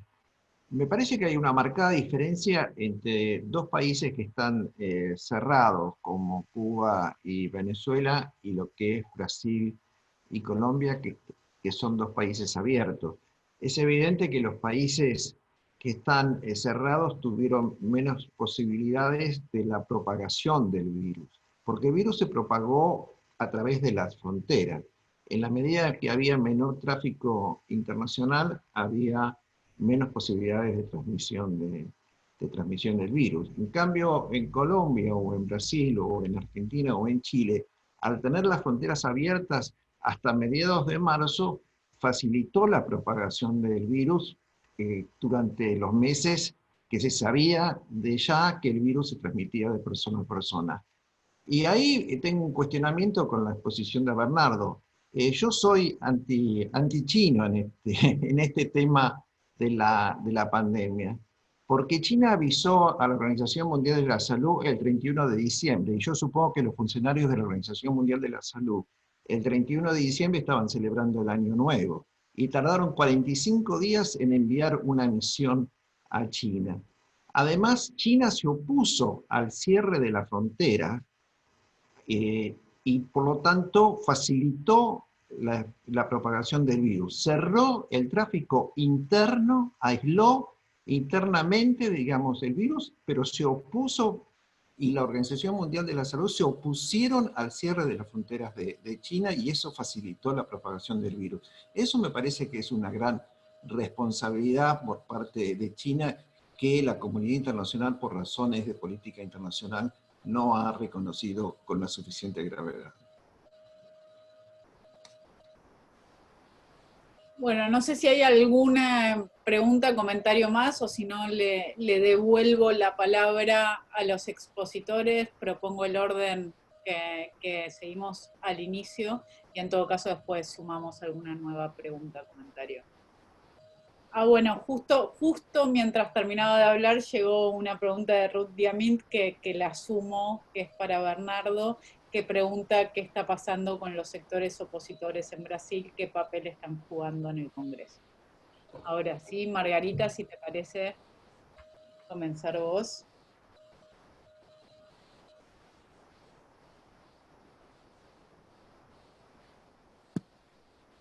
Muchas gracias por la pregunta.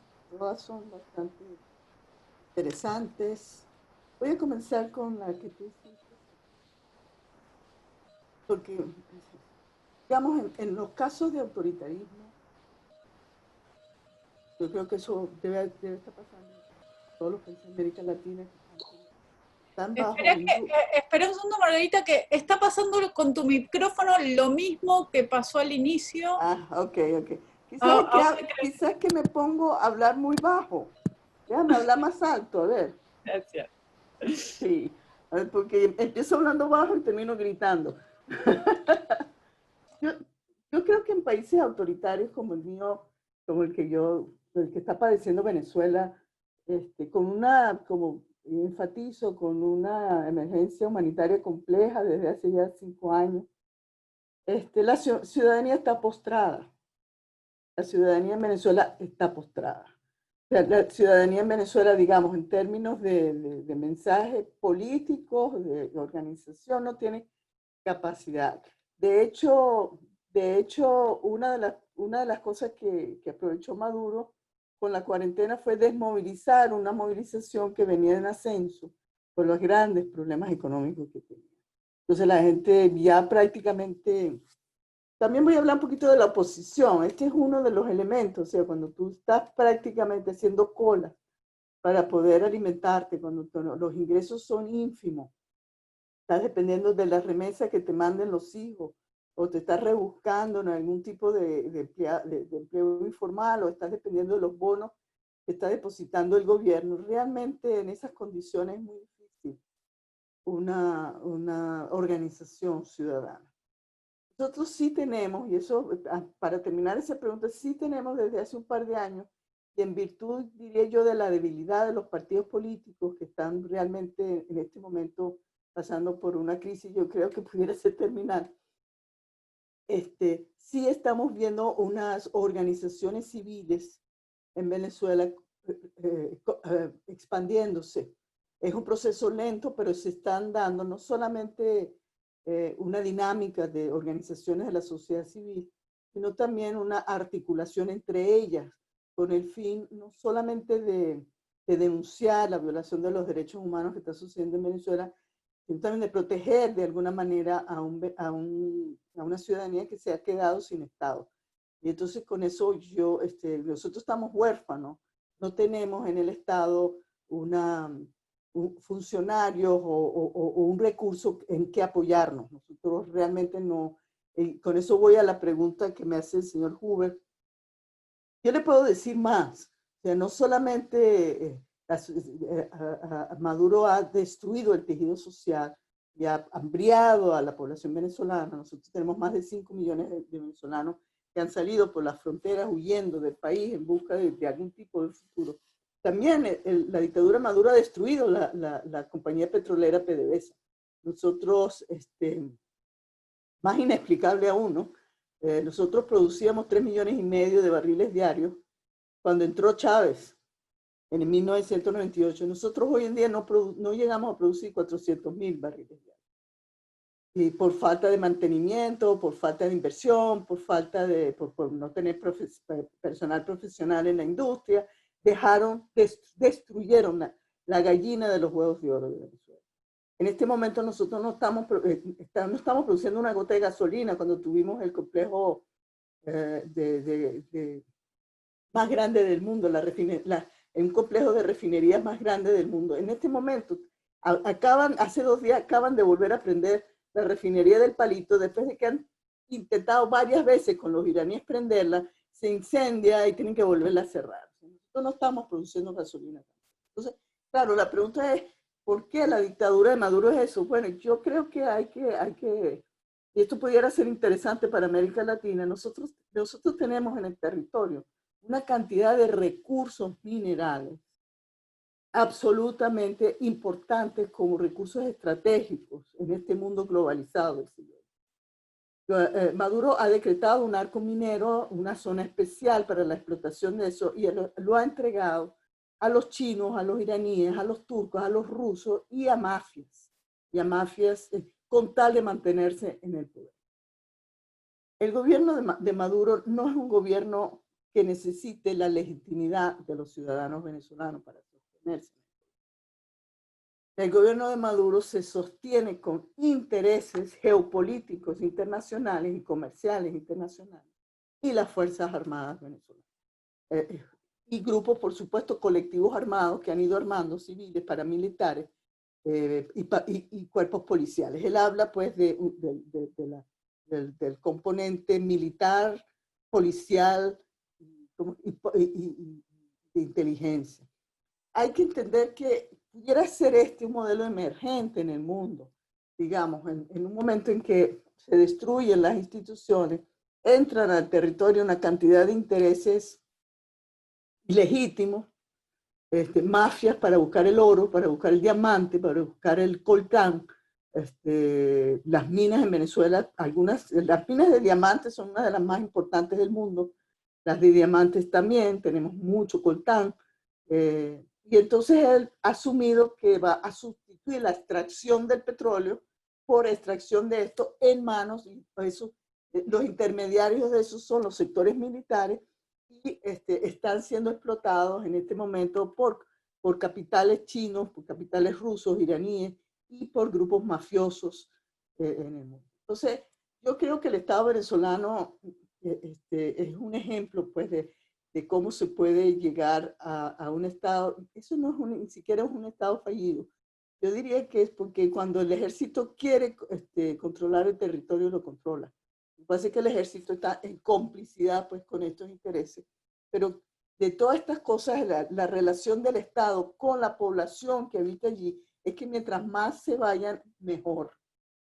No pareciera. Y los que se quedan, que tengan una especie de relación de vasallaje, porque ustedes me dirán, con menos de $1, ¿cómo se vive en Venezuela?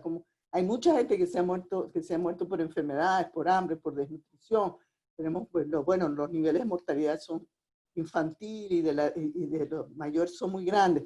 Pero también es verdad que el gobierno Maduro se la pasa poniéndole bonos a través de un sistema que se llama el sistema Patria, que es de tecnología china, mediante el cual introduce, el Estado controla una cantidad a través de un chip, controla una cantidad de información de los venezolanos y les abre unas cuentas de banco y cada cierto tiempo les deposita alguna plata allí para que puedan gastárselo. Además, tiene el circuito de distribución de las CLAP, de los comités locales de abastecimiento y producción, y por allí reparte alimentos también a una parte de la población. Entonces es un modelo perverso, si ustedes quieren, pero yo creo que lo importante es entender que al gobierno de Maduro no le importa la gente, en realidad. Solamente le importaría, en algún caso, la gente que lo obedece y que está dispuesta, digamos, a esta relación de una ciudadanía o de un vasallaje, de alguna manera, ¿sí? con escasos derechos. Pero yo creo que esa situación, y voy para las otras preguntas, podría cambiar hacia la consolidación de un régimen autoritario que podría comenzar a consolidarse a partir del año que viene. Yo sí creo que Venezuela está cerrando un ciclo, que la oposición venezolana está postrada, está destruida. No va a concurrir a las elecciones de diciembre, argumentando que no había condiciones para ello. Y lo cierto es que esas elecciones van. Hay grupos opositores que han negociado con Maduro, con el PSUV, con el Partido Socialista Unido de Venezuela. El 6 de diciembre va a emerger un nuevo sistema de partidos, de partido único, con una cantidad de aliados leales, de una oposición leal, que va a tomar posesión de la Asamblea Nacional el 5 de enero. Eso significa para mí, indudablemente, que vamos a abrir otra etapa en la lucha por la democracia en Venezuela.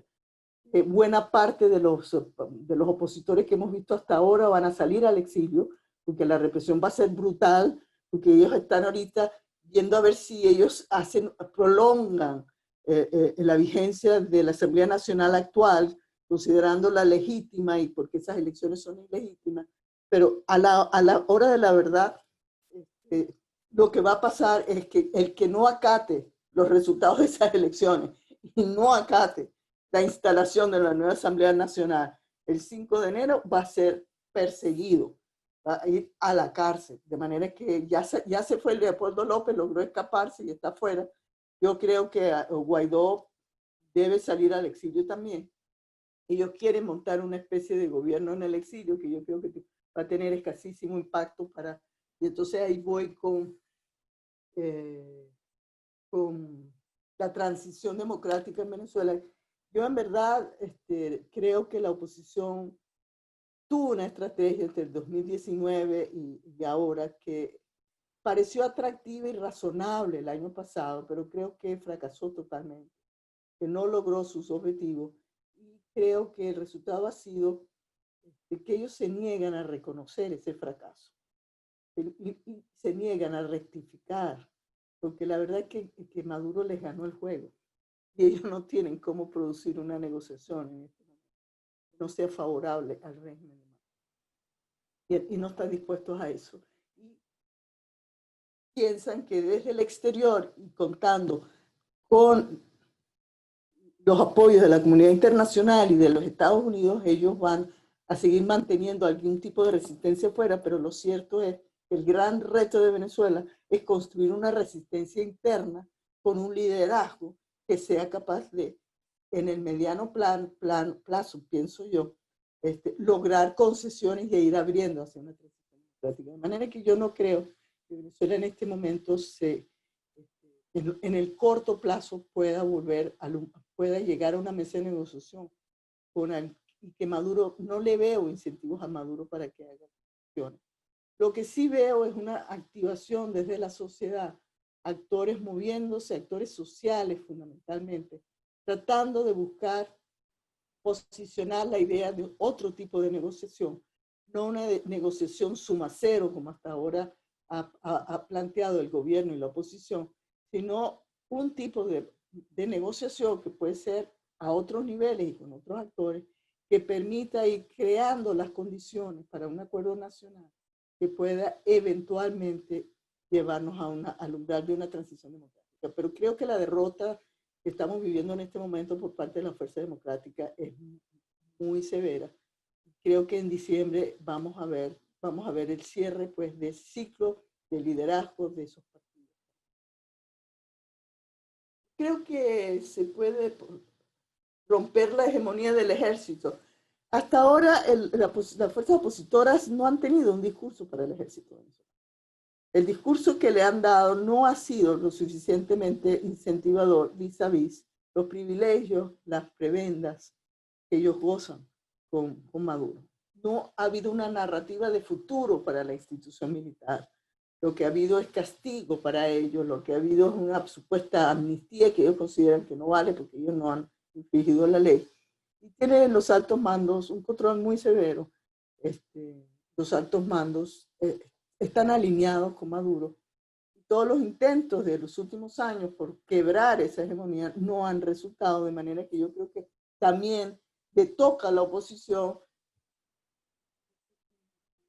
un camino bastante difícil en los próximos meses y años de tratar de reinventarse y reinventar una estrategia que dé dividendos, sobre todo para parar la miseria y la atrocidad de las condiciones de vida de la población venezolana. Porque la verdad es que ahora hay que poner, de verdad que hay que poner a los seres humanos de primero y no, y no pedir el cese de la ocupación porque no hay condiciones para el cese de la ocupación. Es mi opinión personal sobre eso. Bueno, con eso creo que sí lo contesté. Muchas gracias, Margarita. Manuel, volver a preguntarte esta cuestión sobre cómo están los ciudadanos cubanos llevando esta situación, y también me gustaría sumar una pregunta. ¿Vos crees que la elección de Biden como presidente en Estados Unidos puede cambiar algo? ¿Cambia algo hoy en día para Cuba que haya un presidente demócrata o un presidente republicano? ¿Hay alguna expectativa de que a Biden el tema de la violación de derechos humanos le preocupe más que lo que le preocupaba a Trump?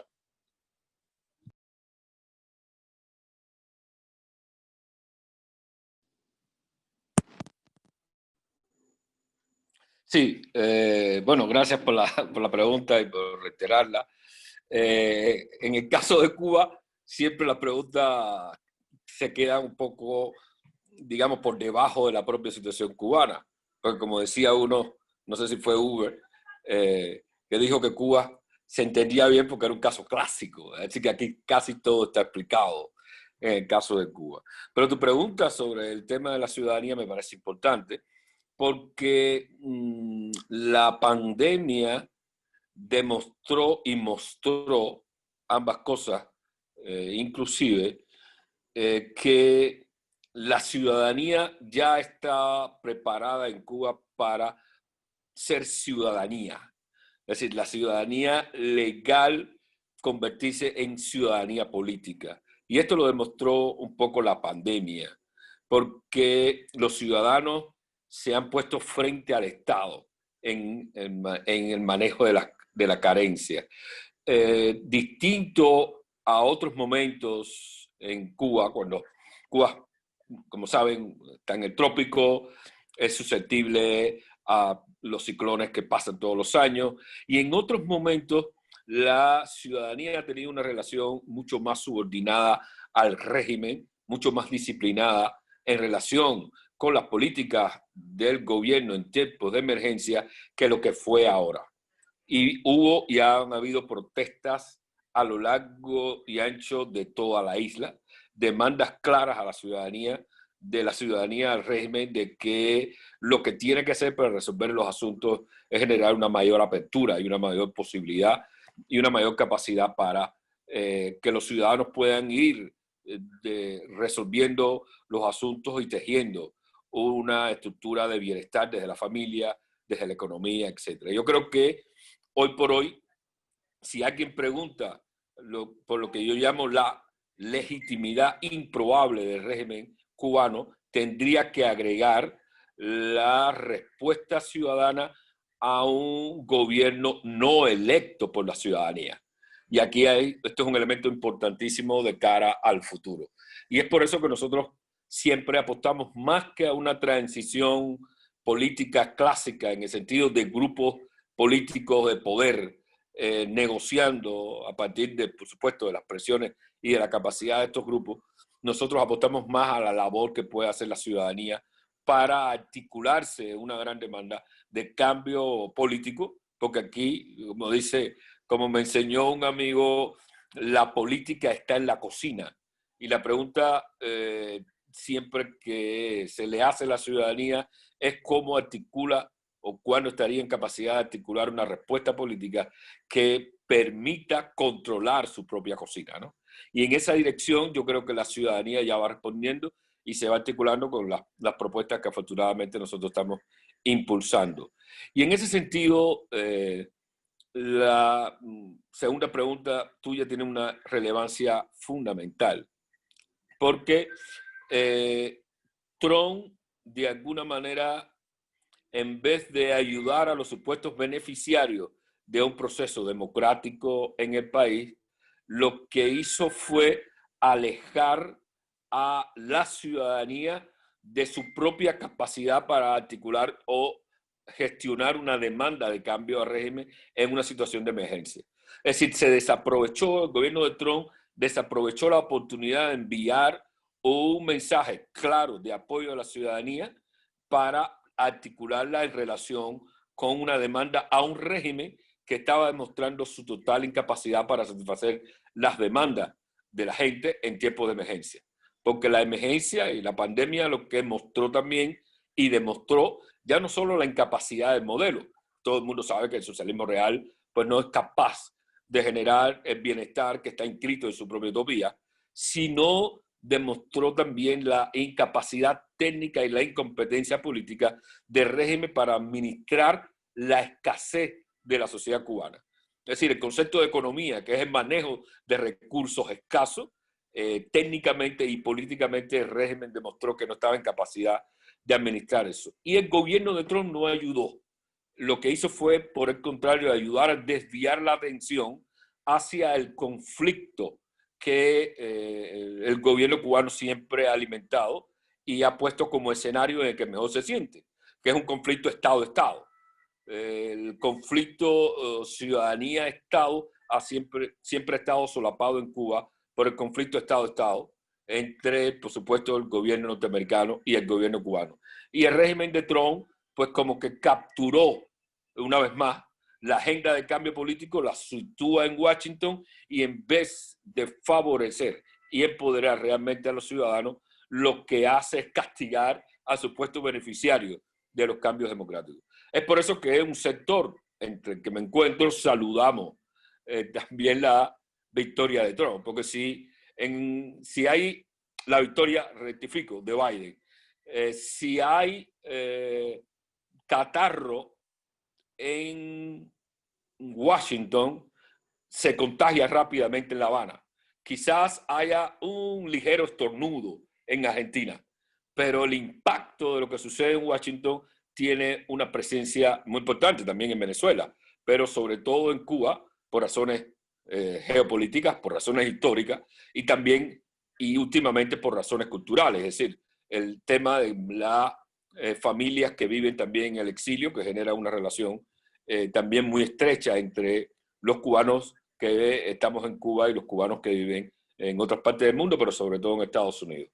La llegada de Biden ayuda a devolver de alguna manera el conflicto, primero hacia el interior. Es el Estado cubano el que se muestra incapaz y el que obstaculiza, bloquea las posibilidades y las capacidades de la propia sociedad, y esto me parece importante en el mensaje de Biden, que no hace más que retomar la política de Obama, pero al mismo tiempo no castiga al beneficiario teórico o potencial del cambio democrático en Cuba.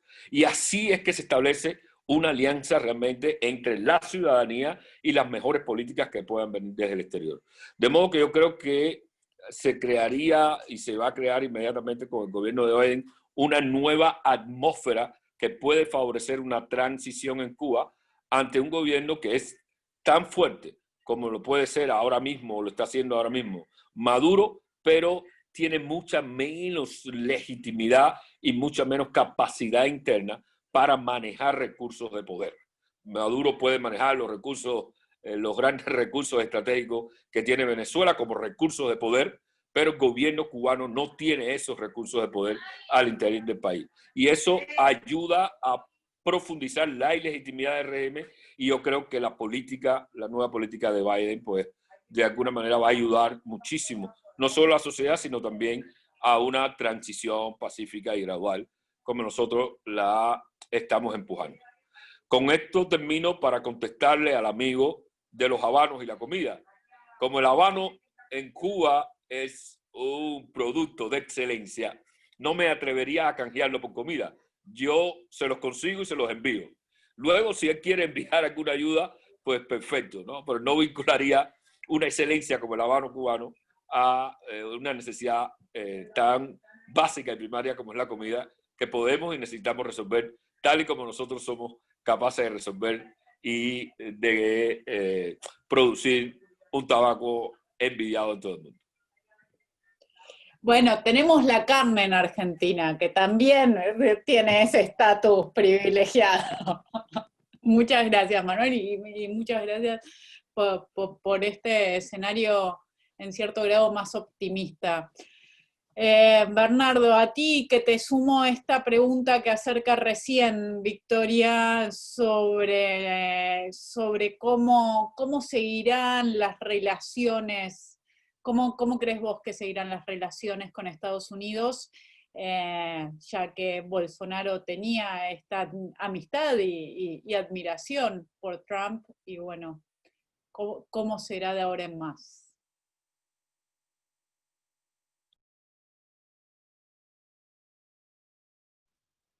Espera que no te estamos escuchando, Bernardo. No estás silenciado, pero te escucho. Veo que moves tus labios, pero no te escucho.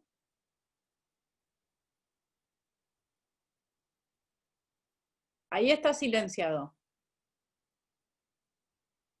No, no se escucha. No se está escuchando. Puede ser que se haya desacomodado el cable del micrófono. Ah, los auriculares, puede ser que... Pero tampoco nos tendría que escuchar si fuera así. A ver.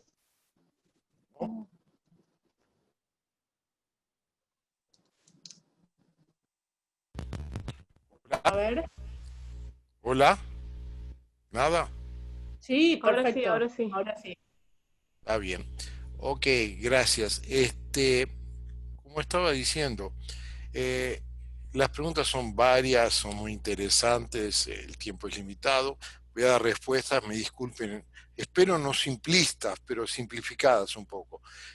Solo quería mencionar un tema, porque no lo hice en mi presentación, mirando la presentación de Juan Carlos, que el Brasil gastó durante la pandemia una cantidad de recursos en relación al Producto Bruto mucho mayor que cualquier país latinoamericano. Creo que eso no es ni el gobierno Bolsonaro, es el Estado brasilero que tiene una tradición de presencia fuerte, ¿no?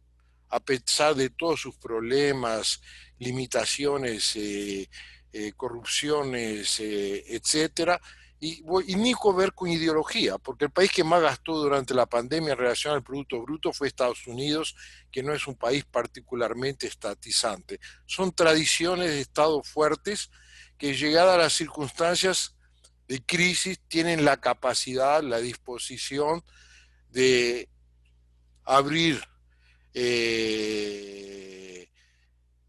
soltar el agua a montones, en el caso brasilero casi 10% del Producto Bruto, que permitió que este año posiblemente la economía solo se hunda quizás 4%. Ese es un punto que solo quería recordar. El segundo punto sobre Felipe, China. Obviamente que estoy seguro que no discordamos sobre el papel de China y lo que es China hoy y lo que representa para el mundo. El problema que estoy queriendo indicar aquí es otro. Primero, un problema de Estado. Un presidente no es un intelectual ni una ONG de derechos humanos, ¿no? En primer lugar, tiene que ver cuáles son los intereses nacionales, y los intereses nacional brasilero no es el mismo en los Estados Unidos. Nuestra dependencia económica e importaciones de China para exportar, importar, inversión, es de tal tamaño, y no sé si también tienen noción que nuestros intereses geopolíticos, militares, no tienen mucho que ver con China. Por lo tanto, desde el punto de vista de los intereses de Estado, de la presidencia de la República, manifestaciones contra China no tienen nada que ver con los intereses del Brasil, y en el caso de Bolsonaro con preocupación con derechos humanos. No es el caso de Bolsonaro ese. Entonces, en el caso aquí fue más que todo una triste copia del presidente Trump y sus declaraciones. En segundo lugar, los ataques en las redes sociales bolsonaristas a China nuevamente son sistemáticos. Hoy yo acompaño mucho el tema de las fake news. Hoy recibí 10 contra China. Y es parte de una estrategia de fake news, nada que ver con China. Pueden estar seguros que los bolsonaristas no saben muy bien ni a dónde queda aquel país. O sea, el problema de ellos es desviar la atención de un presidente que se ausentó de una pandemia, y en segundo lugar, que es típico de ese tipo de estrategia política, es siempre tener un objeto de odio.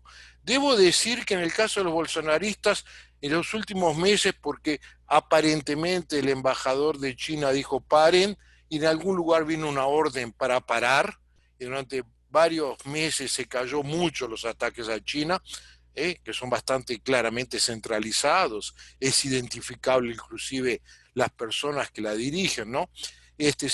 Cuando el embajador dijo que no me está gustando lo que está pasando, los grandes empresarios tampoco, los grandes productores tampoco, y los militares tampoco. Y entonces bajó, y ahí eligieron a Argentina. Lo siento mucho por ustedes, pero las redes bolsonaristas durante algunos meses cayéndole a Argentina, qué desastre que es Argentina, que todo es mal Argentina, porque parte de ese fantasma del odio tiene que ver con algo que se llama comunismo, pero que incluye obviamente liberales declarados, pero si puede decir que China es comunista facilita, ¿no? Si bien es un país capitalista con una dictadura de un partido llamado comunista, de llamar a Argentina comunista con todo los desacuerdos que podamos tener, creo que nadie llamaría que Argentina es un país comunista y así por delante. Entonces, solo para entender lo que yo estaba diciendo, que me refería a China, no estoy hablando del origen del virus, de la política interna de China, de la política de frontera, nada que ver, es un problema de una política interna brasileña, donde enemigos externos son usados en función de una lógica de discurso interno. Además, porque al brasileño la política exterior le interesa un pepino, ¿no? Nunca la política exterior tiene 0,2% que ver con el voto, ni 0,1%, no decide voto ninguno. Por suerte Brasil no es un país geopolíticamente relevante, o por lo menos no se ve a sí mismo de esa forma. Acción de la ciudadanía, aquí me atrevería en forma un poco provocativa, Sabrina, para decir dos cosas. Primero, que cuando las papas pelan, la sociedad civil en general no parece ser tan relevante. Me refiero a la sociedad civil organizada, ONGs, etc. Por lo menos en el caso de Brasil se mostró que cuando las papas pelean es el pueblo que sale o el pueblo no sale. Y en el caso de Brasil el pueblo salió. Las hinchadas de fútbol son el pueblo en el Brasil. Y decidieron salir a la calle. La sociedad civil en este periodo de pandemia tiene más un papel sin ningún sentido desvalorizativo, de desvalorizar, más filantrópico. No estoy en este sentido, vuelvo a afirmar, diciendo que es negativo, pero fue más de apoyo social, en favelas, etcétera, que me parece muy relevante. Pero en términos políticos, cuando las papas pelan son dos grandes actores, el pueblo y los partidos políticos. Ruth, sobre oposición, es un tema complejo, no atrevería en corto tiempo responder. Yo diría que los partidos políticos en Brasil están muy fragmentados, están muy debilitados. Todavía la estrategia de Bolsonaro, imitó también eso a Trump, es mantenerse lo que se llama su grupo de apoyo core fuerte, 30% del voto, donde un elemento importante son los grupos evangélicos, fuerzas de seguridad, que son algunas millones de personas, porque incluye policía, fuerzas armadas, etcétera, y una extrema derecha, pequeña, pero que existe en el Brasil, y la estrategia de un país donde hay balotage, o sea, con ese 30% tú llegas al segundo turno. Y todo el tema, obviamente, una estrategia de segundo turno, es que eso también fragmenta al otro lado, porque la pregunta que se coloca siempre es, ¿y quién llega al segundo turno? Con los partidos tan fragmentados y tan debilitados, es más personas que partidos. No es qué partido va a definir quién es el candidato, pero más el candidato que va a decidir cuál es el partido que él se va a lanzar para llegar al segundo turno. Entonces, en este momento, la realidad de la oposición es esa. Debe reconocerse que con todo, dentro de la crisis, el Congreso Nacional mantuvo una dignidad, una actuación que, por falta total de gobierno, porque el gobierno Bolsonaro es un presidente de origen militar que inclusive en su época inicial apoyó a Chávez porque era el modelo que él quería seguir, ¿no? Y trató de seguirlo hasta abril-mayo, o sea, la idea en algún momento hay 6 a 7 mil oficiales del ejército en el gobierno brasilero. Nada de eso existió durante la dictadura militar. O sea, la idea fue copar el gobierno con militares y en algún momento ver lo que pasa y tratar de dar el golpe. No funcionó y creo que le quedó claro que no va a funcionar. Cooptó, aumentó salarios, en medio de la pandemia no fueron el sistema de salud pública que tuvo aumento de salario, fueron los militares, para tener una idea de la estrategia de Bolsonaro. Pero dentro de la nueva situación que se crea, lo que está en juego hoy en la política brasilera, cuáles son los candidatos viables. Y obviamente hay un tema central, que no voy a entrar a discutirlo ahora, que el PT perdió bastante apoyo, pero continúa siendo un partido con una capacidad de movilización bastante grande. 20-30% del apoyo en teoría lo tiene, si no más. Lula es un líder popular, si bien difícilmente se candidate. O sea, es otro foco de poder, y que tiene, como tiene tanta fuerza, tiene un problema con los otros partidos de izquierda que crecieron en este periodo con el debilitamiento del PT, y hay una cuestión de relación de fuerza entre los partidos de izquierda. Y cómo eso se va a resolver va a afectar la elección futura. Finalmente, USA Biden. Para vuestra información, hasta el momento el gobierno Bolsonaro no reconoció el triunfo de Biden. Por lo tanto, por el momento no es un problema para Brasil, porque el Brasil no reconoció el triunfo de Biden. Pero posiblemente lo va a tener que reconocer, le va a colocar problemas al gobierno Bolsonaro, sin duda, en un área en particular, que es el área de medio ambiente, donde el gobierno Bolsonaro ya estaba diciendo que también iba a salir del Acuerdo de París, siguiendo siempre a Trump, ¿no? Y entonces, en el área de medio ambiente seguramente le va a colocar.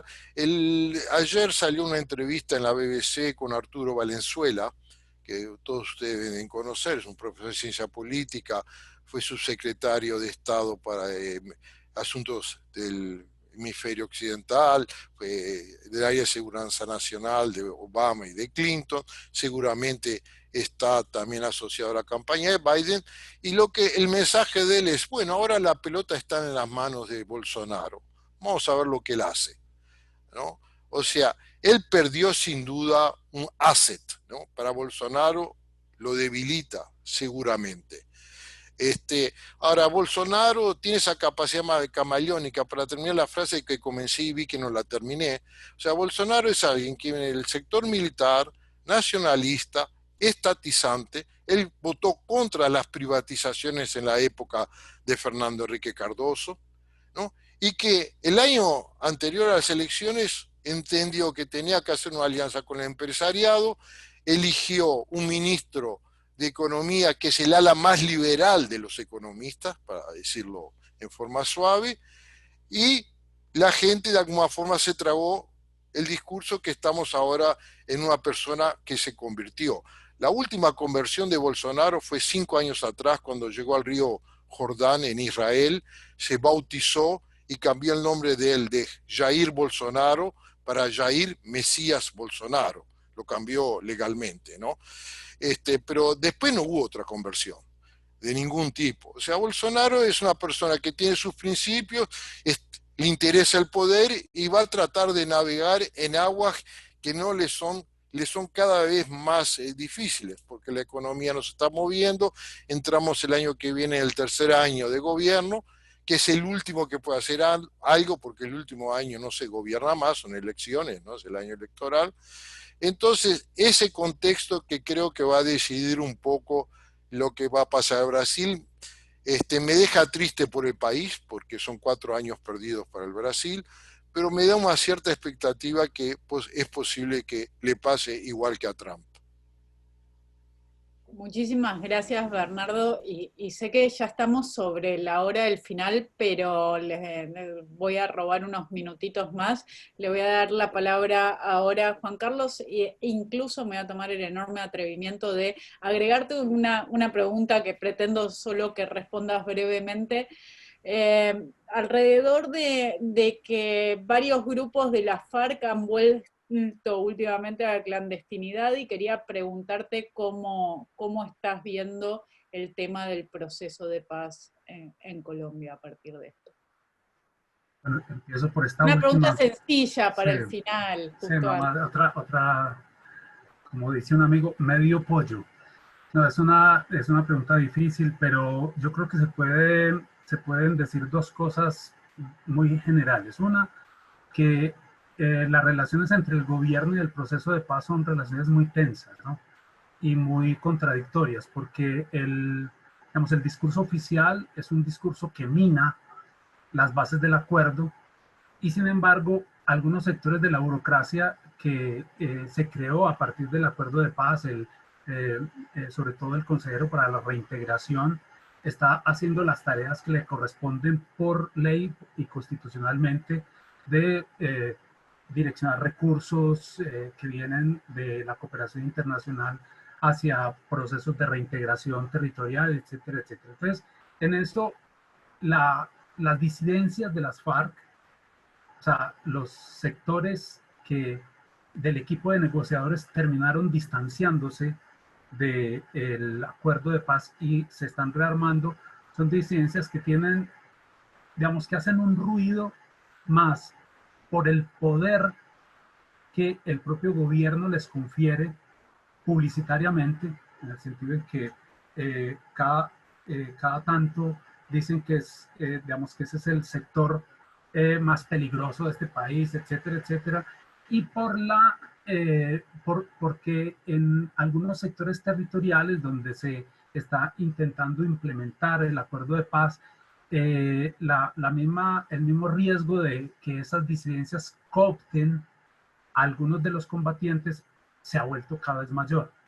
Pero se ha vuelto cada vez mayor precisamente porque la política estatal no logró controlar efectivamente la posibilidad de conquistar a los firmantes de la paz para que permanecieran leales digamos, con una lealtad realmente sostenida y con garantías de vida para mantenerse pues fieles al acuerdo.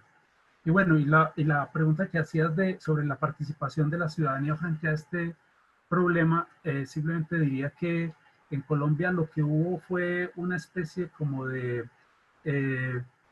periodo también de suspensión de muchas de las movilizaciones sociales y políticas que se habían producido precisamente después del proceso de negociación. O sea, Colombia normalmente había tenido una relación muy compleja con la protesta social, en el sentido en que la existencia de un ejército subversivo hacía muy difícil que la propia ciudadanía organizada pudiera movilizarse sin que la estigmatizaran y terminaran asesinándola, suponiendo que era simplemente una extensión de las fuerzas guerrilleras. Ahora, después del acuerdo de paz, hubo una especie de oleada de participación ciudadana alrededor de temas vitales como la explotación de recursos minerales, la protección de líderes sociales, digamos, la necesidad de recrear y proteger los recursos hídricos, etcétera, que terminaron con un nivel de visibilidad importante durante el primer periodo de gobierno, digamos, durante el primer año de gobierno de Duque, pero que se suspendieron bruscamente por las restricciones a la movilidad social.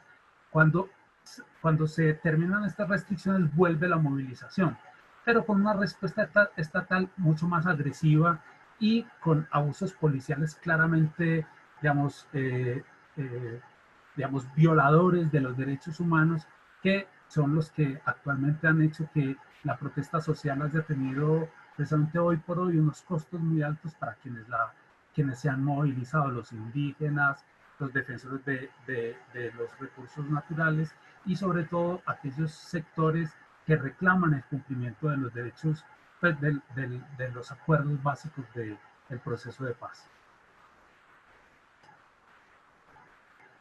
Bueno, solo me resta volver a agradecerles a todos, Margarita, Manuel, Bernardo, Juan Carlos, a todos los presentes. Ha sido realmente una actividad muy interesante. Celebro, creo que una de las pocas cosas buenas de que el club no se pueda reunir en persona es que mediante el Zoom hemos logrado conectar con, bueno, Margarita que está en Estados Unidos, con Bernardo en Brasil, con Juan Carlos en Colombia, con Manuel en Venezuela y la mayoría de nosotros acá en Argentina. Así que celebro esta reunión un poco diferente del club, saliendo de los temas argentinos y también la generosidad de Cadal para ayudarnos a organizar esta actividad entre todos. Así que bueno, será hasta la próxima.